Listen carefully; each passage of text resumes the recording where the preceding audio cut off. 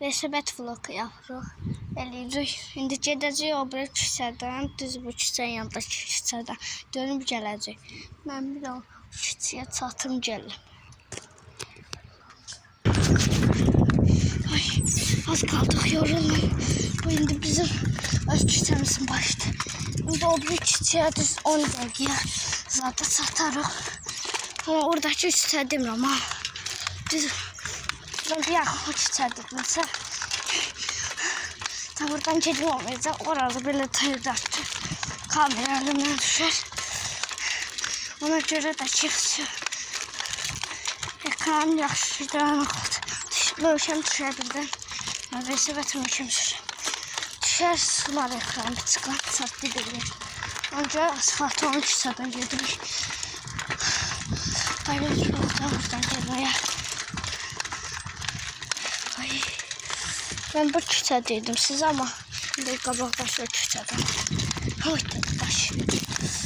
O küçəyə bir şeyle başına çatım gəlim. Ay, yoruldum ya ay bana. Çatdım. Bu küçədən aşağı gedəcək. Hazır olun gedirik aşağı. Görürsünüz görüm hə. Getdik. Getdik. Getdik.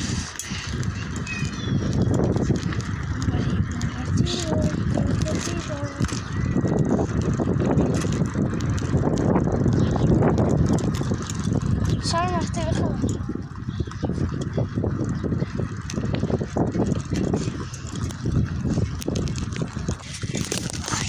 Şimdi bu daşlıkta gedirik. Buraya biraz kalmadım. Ben gedirik. Qabaqdan da kameraya saxlayacağım.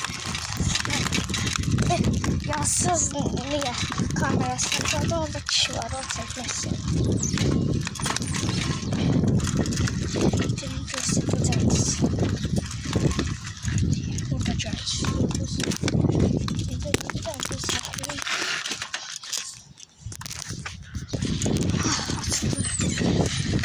Geçtim.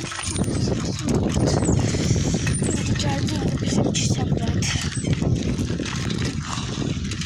Yine bir videomuzun sonuna geldik.